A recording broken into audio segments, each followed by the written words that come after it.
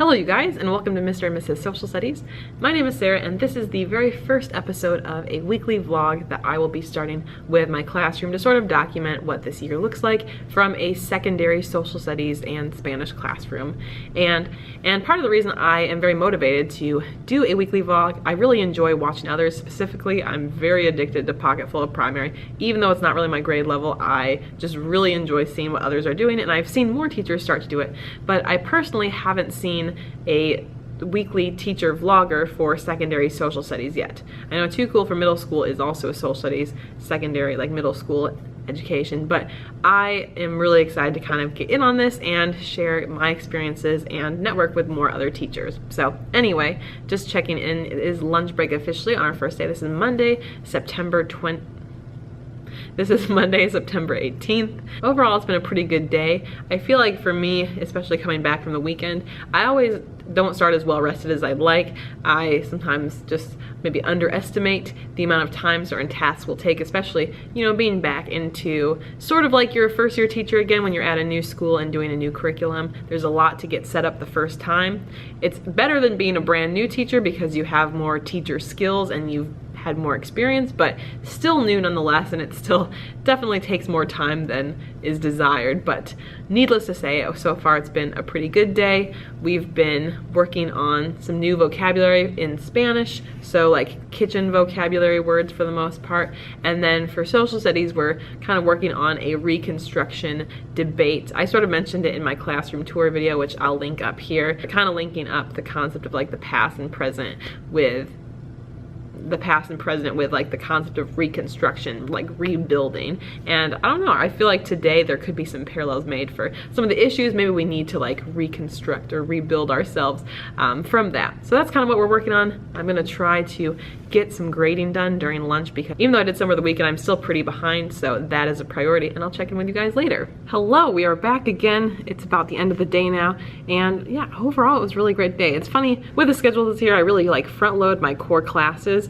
So I'm teaching nonstop from 8:15 to 12:40. But then after that point, it's a much more relaxed day, and we just get into like an advisory encore at the end. We're doing a career and college readiness class, and it was fun. We were talking about kind of social media applications and kind of how students use social media appropriately and effectively in the midst of having jobs and college careers. So it was actually a really positive lesson. So that was awesome. And one thing I'm going to be doing with these vlogs is having a teacher goal of the week and then do a couple things each week to kind of put that goal into effect. So for a goal for this week, it is to better incorporate technology in my classes.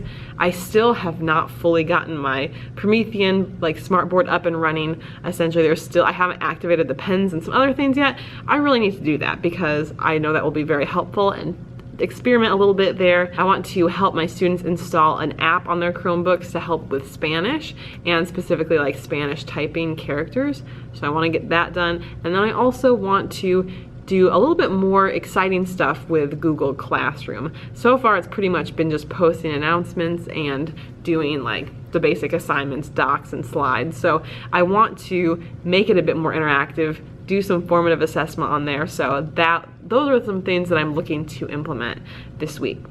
Overall, I'm also gonna try not to stay too late. Last week, I think I was here till like 7 one night, 6 the next night, so staying a little bit too long. But I'll do a little bit of grading before I go, but then I will be heading out.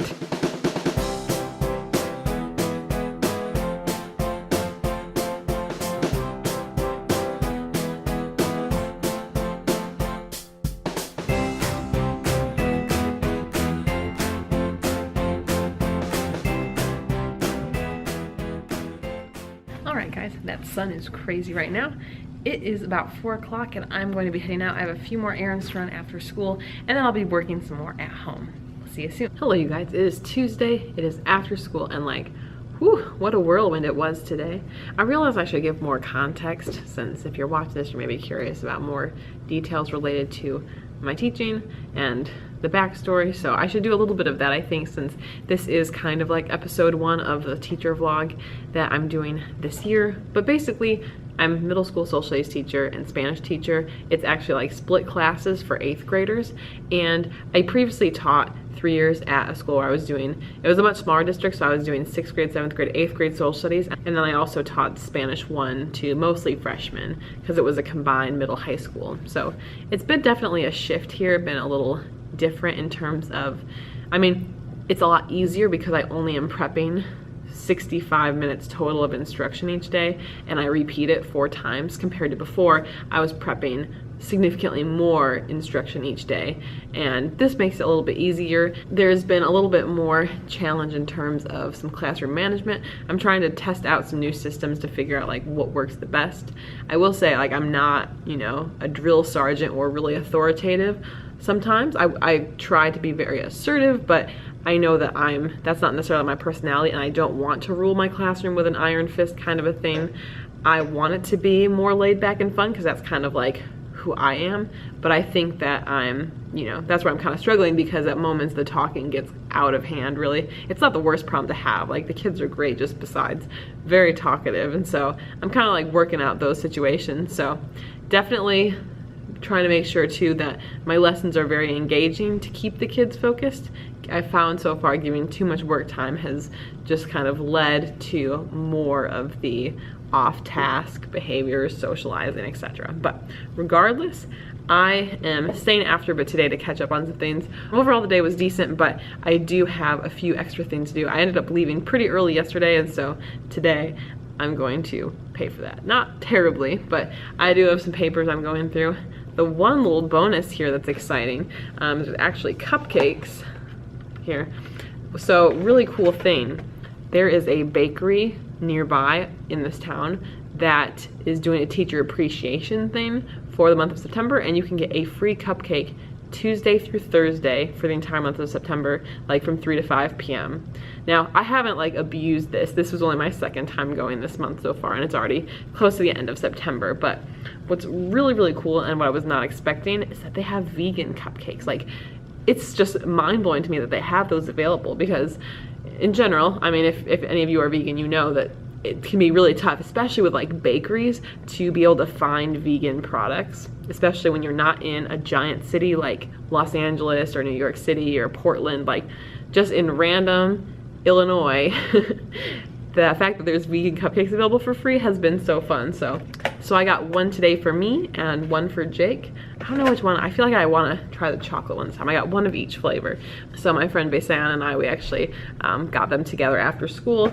And yeah, it's just a fun little treat, that extra, you know, energy. I'm still going to bed too late, but regardless, I'm rambling. I'm gonna get some work done, and I'll check in with you guys a little bit later. All right, you guys, so one quick question I have for anyone who's watching.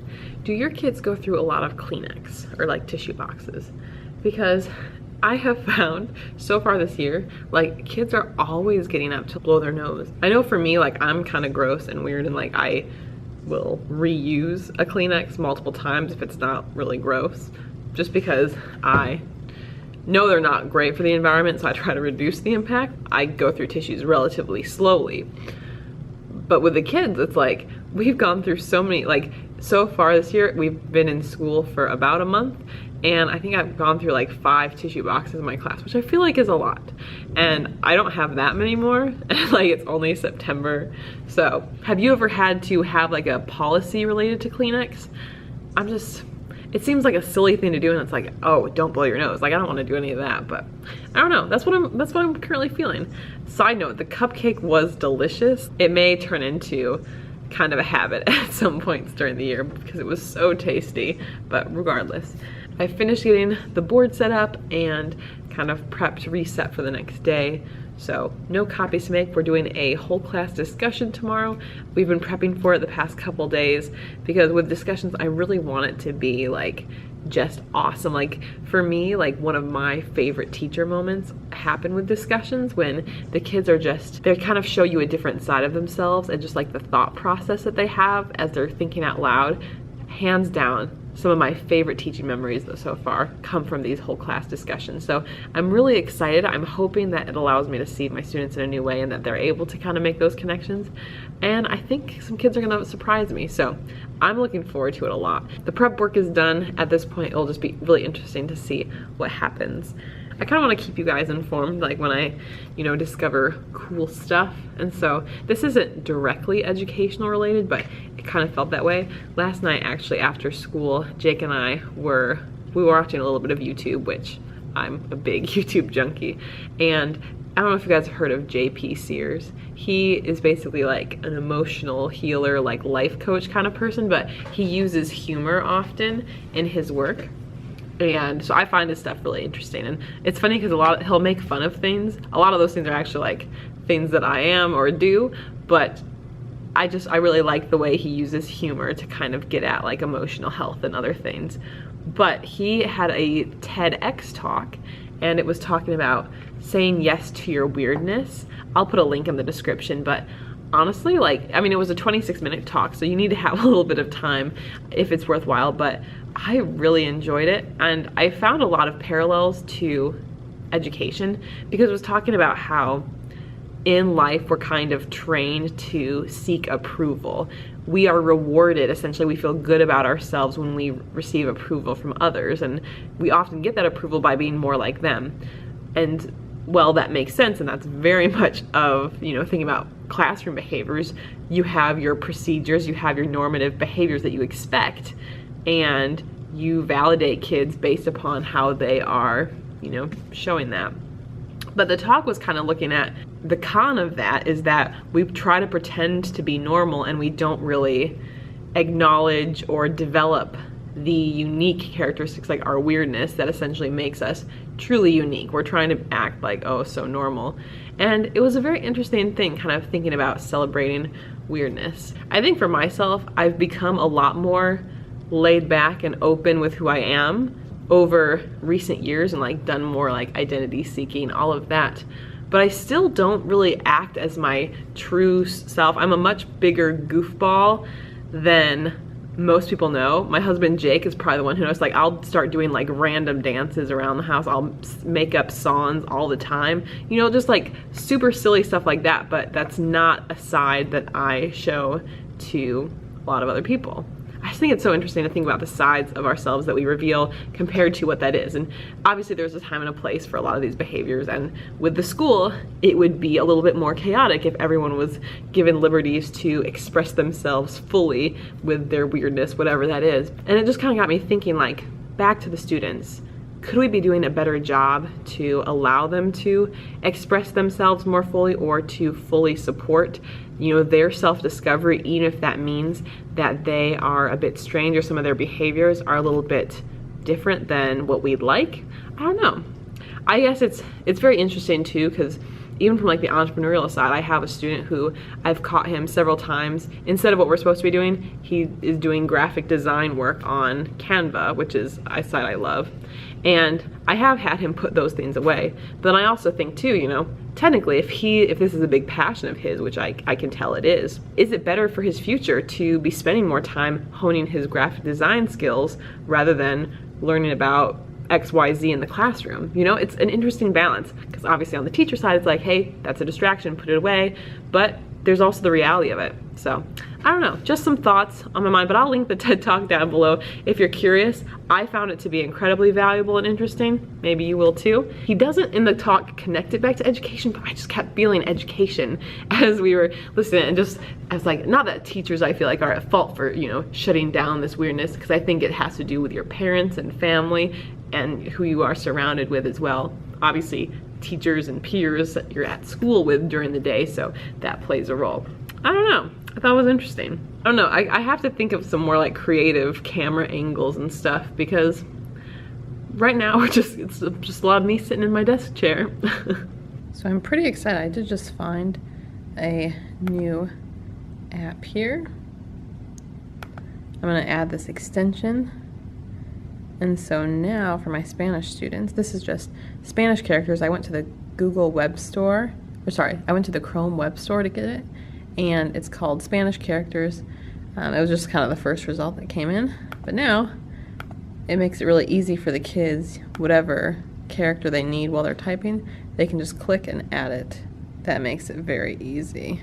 Alright guys, so it's about 5:20 p.m. I think I'm gonna head out. I do still have some work to do. The plans for tomorrow are mostly set, but I still want to grade. I don't know if you guys feel it, but sometimes I have like just papers that I'll cart around day after day, and it's gonna take me several days until I actually get them done. I'm gonna try to deal with those tonight and actually deal with them. That's the goal, at least. I'm excited with a little Chromebook extension I found to help with the Spanish characters. So that's a specific program I'm excited about that the students can add to their Chromebooks tomorrow, and just to further incorporate technology, which is my weekly goal. Tomorrow I think I'll try some more things with my Promethean board and see what I can do with that. Hello you guys, and happy Wednesday. I feel like today just kind of flew by, and so here we are at the end of the school day already. And it's like, man, where did the time go? It was a really, really great day. We had the reconstruction discussion with the kids, and I was super impressed. Like, I just love that moment when the kids are just like so profound and you're like, yes. Today I was dragging a little bit before the school day, and I feel a little bit now, just kind of some tiredness. So I've got some tea going. By the way, this is a Lewis and Clark mug that was a gift from actually the janitor from my previous school, Christy. So that was really sweet of her. We've got some chocolate mint tea here, which is hitting the spot. I wish I had food or one of those cupcakes again. That was awesome. But regardless, this is pretty good now. Right now I'm just putting together a quiz, and I don't know if you guys have used Socrative before, but it's an online quiz software I'm trying to incorporate, and trying to do more digital quizzes, first of all, because it does really help grading time. I'm trying to use more online quizzes to help with grading time. So I mean, Google Forms, this is Socrative, I have found to be helpful and great how they'll grade things for you to make life easier. But it is definitely tough, like coming up with your own like multiple choice questions. I try to make sure that obviously the question's not tricky, but that it's still like challenging and not just like a basic, simple, like obvious answer. So I'm at a pretty slow pace. I've been working for about 20 minutes and only on question 6, so I should ideally speed things up, but at the same time I take these quizzes like seriously. I want the questions to all be a good quality question. So here we are. I'm gonna be here a little while, but I'll check in before I go. Alright guys, so we just finished the quiz. Took like an hour and a half, but regardless, it's done, and I'm going to be packing up. I have some stuff to grade. I'm going to put that off for tomorrow and instead try to catch up on a few other planning type things tonight. So that's kind of the goal, and also just to be prioritizing sleep a bit more because I haven't been doing a great job with it. Hello you guys, happy Thursday. So once again, it's already the end of the day. I stayed after for about an hour working some after school homework help. I don't know if any of you can relate to just kind of feeling like you're just plowing through the day. You can't really catch your breath too much, and then at the end of the day it's just like sigh of relief kind of. I was putting together that quiz. Turns out the quiz was more challenging than I anticipated. That's the interesting thing, like kids get excited when they hear about multiple choice and true and false on quizzes, because that was largely the format since I had it as an online quiz, and with that obviously there's pros and cons. I know it's not like the exclusive ideal, but I do think it's important. I know there's definitely a push to have more like deeper level thinking. I think you can incorporate that in a multiple choice or a true false quiz, and honestly sometimes those are tougher. I think I know that, you know, the reality of things is that when kids take standardized tests, when kids are taking the ACT or SAT in the future, like they do need to be able to understand. When the kids take AP tests or anything in college, like they'll still have multiple choice. So at least where I stand, I don't feel like it's evil, but I didn't intend to make it so challenging. But my average grades were kind of in the D and C range, and we kind of did preparation, and I gave them the specific guidelines of what to study, but I don't know, just kind of going from there. There were 2 questions out of the 20 that were extra challenging, and that only about a fourth of the students got right, so I am essentially kind of curving it to avoid those. But yeah, it definitely was interesting. I don't know if it will be kind of just a good wake-up call for kids, because I think there were some who felt like they were more so going to coast by, but also I think just for myself in terms of like the types of assessments I create, wanting to make things that are very reasonable and fair. So definitely some work to do in this situation and kind of discuss more in terms of what comes next. Regardless, I'm entering some more grades, trying to get caught up. And with social studies, we're starting a new unit, Westward Expansion, and we do have an early out day. It is data day tomorrow, so we'll be doing a lot of data analysis based on PARCC scores and MAP scores and some of the other testing results, and figure out what we can do as a district to try to support those students on their different skills. Hello again, guys. So I'm at home now. I really was not getting very much done, and I just was filming a video for my other channel and thought might as well just use the same camera setup and the lighting and all of that as I am doing some planning to kind of take you through the planning process, because I have a new unit starting tomorrow and I want to kind of big picture plan, especially because I have an evaluation next week and want to make sure that, obviously I want my stuff to be top notch every day, but you also want to make sure that the lesson you get observed with has a variety of different elements to it that makes it top notch and that should go over well, obviously. But for me, I kind of plan in a couple key phases. I do primarily use Google Docs this year, and I have all of the files I need in my lesson planning folder on Google Drive, and that allows me to really keep organized, have all the files I need in one place. Now, the way I have it set up at my school, I am technically teaching social studies for a half hour and Spanish for a half hour in a 60-minute class period, roughly. There are 2 8th grade teams in our building, and social studies is definitely my strength and my main focus. And then the other 8th grade social studies and Spanish teacher, her focus is more so Spanish, and that's her strength. And so basically we each kind of plan our subject, and then the other person uses those plans for the most part. So that's kind of how we set it up. So I'm responsible for planning the social studies content for all of the 8th graders, and then she is responsible for the Spanish content for all of the 8th graders. So it's really working awesome. I love working with her, and I feel like we have a good thing going, but I gotta keep up my end of the bargain and get my work done. So when I'm planning my lessons, I have 3 documents open, at least at the moment. One document I have is the official 8th grade social studies schedule overview. Now, what I did on this Google Doc, as you can see, I've got it broken down by the chapters, since even though I haven't been much of a book teacher, I'm still following the structure of the curriculum map.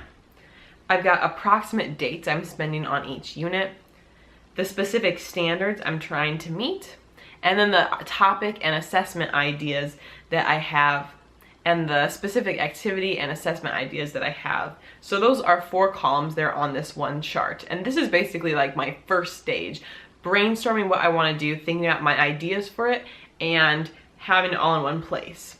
Also, to me, the standards piece is really big this year, because this is the first year that Illinois has fully implemented new social studies standards and just specific social studies standards.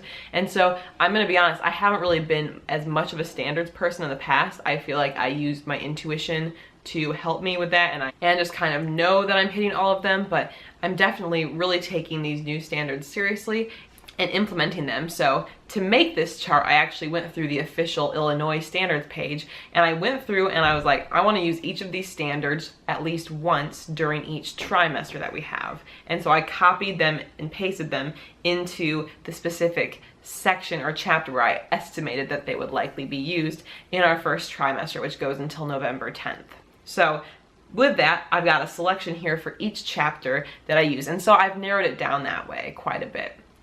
And then also I've got the activities listed. Now, with some of these, there is not as much information, and so I will likely be doing some research to decide what other kinds of projects I'll have.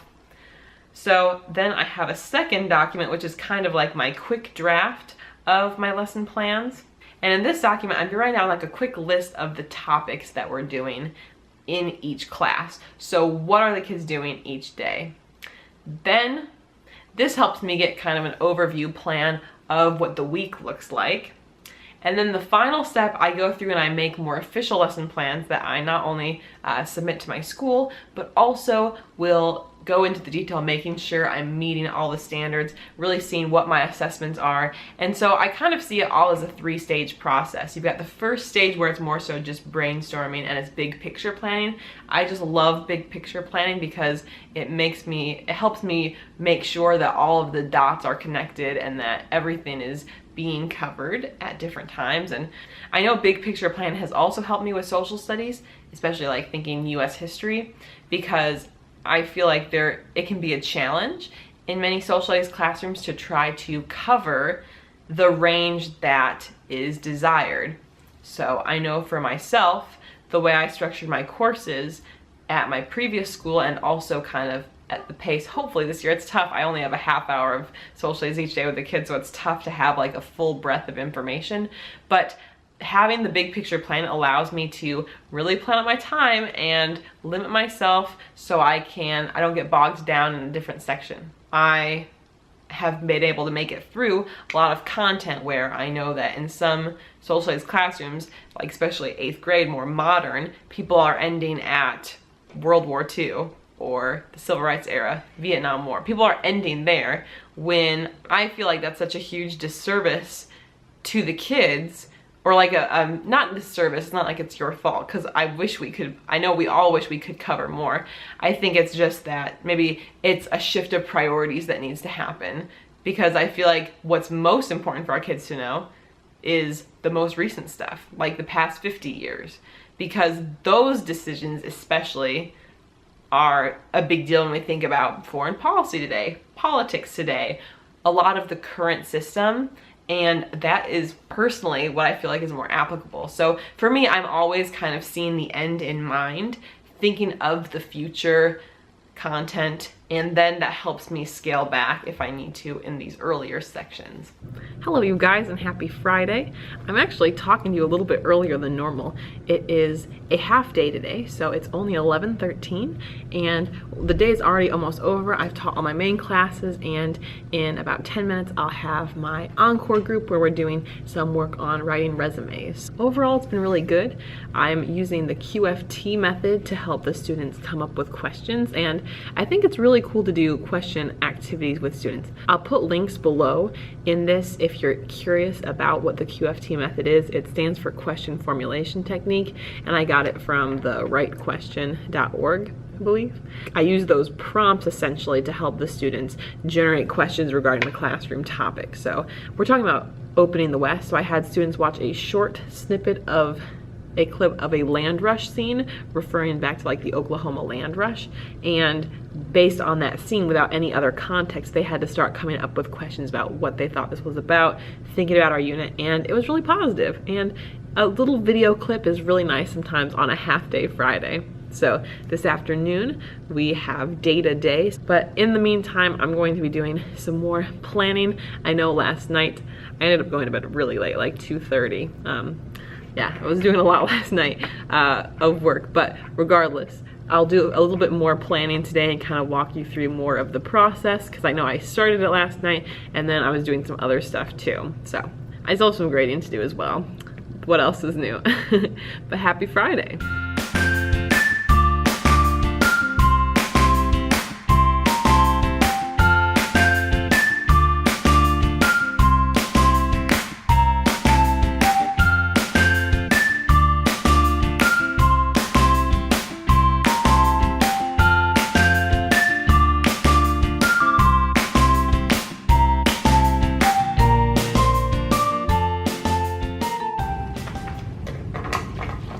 Guys, it's about time I started learning how to use the tools on my Promethean board.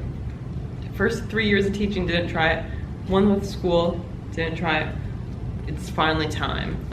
It's been an embarrassingly long amount of time. I feel like I might be the only one who's still here, but it's Friday afternoon. I have not yet fully finished my goal, so I'm doing this before I leave today.